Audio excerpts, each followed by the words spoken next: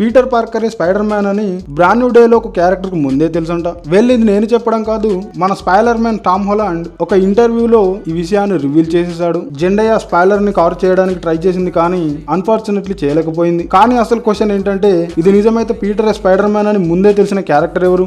నా ఒపీనియన్ అయితే ఈ 4 క్యారెక్టర్స్ లో ఎవరో ఒకరు అయ్యే ఛాన్స్ ఉంది. వాటిలో మొదటి క్యారెక్టర్ వెనమ్. దీనికి ఛాన్సెస్ చాలా తక్కువే. కానీ వెనమ్ వదిలి వెళ్ళిన ఆ ఒక్క సింబాయిడ్ డ్రాప్ కి మాత్రం స్పైడర్ మ్యాన్ ఎవరో ఇప్పటికే తెలుసు. ఎందుకంటే డాక్టర్ స్ట్రేంజ్ స్పెల్ వేసే టైంకి ఇది వెనమ్ ఫుల్ ఫామ్ లో లేదు కాబట్టి ఆ స్పెల్ దాని మీద పని చేసి ఉండకపోవచ్చు. ఆ తర్వాత రెండో క్యారెక్టర్ స్టీవ్ రోజర్స్. ఇప్పుడు రిపోర్ట్స్ ప్రకారం మూవీ పోస్ట్ క్రెడిట్ సీన్ లో స్టీవ్ రోజర్స్ కనిపించే అవకాశం ఉందంట. ఇది కూడా ఆబ్వియస్లీ డాక్టర్ స్ట్రేంజ్ స్పెల్ పడక ముందు టైమ్ లైన్ లోని స్టీవ్ అయితే పీటర్ స్పైడర్ మ్యాన్ అని అతనికి ముందే తెలిసి ఉంటుంది. ఆ తర్వాత మూడో క్యారెక్టర్ మైండ్ కంట్రోల్ చేసే ఆ వ్యక్తి లేదా ఆ అమ్మాయి. పీటర్ పార్కర్ మైండ్ ని కంట్రోల్ చేయలేకపోవచ్చు, అతని మైండ్ ని రీడ్ చేయగలిగేది మాత్రం పీటర్ అసలు ఎవరో తెలుసుకునే అవకాశం ఉంది. ఫైనల్ ఇవన్నిటికంటే ఎక్కువ ఛాన్సెస్ ఉన్న 4వ క్యారెక్టర్ మన హల్క్. ఎందుకంటే హల్క్ అనేది బ్రూస్ బ్యానర్ కి ఉన్న మరో పర్సనాలిటీ. బ్రూస్ బ్యానర్ కి తెలియకపోయినా హల్క్ కి మాత్రం పీటర్ పార్కర్ అసలు ఎవరో స్పైడర్ మ్యాన్ అనే విషయం గుర్తుండే అవకాశం ఉంది.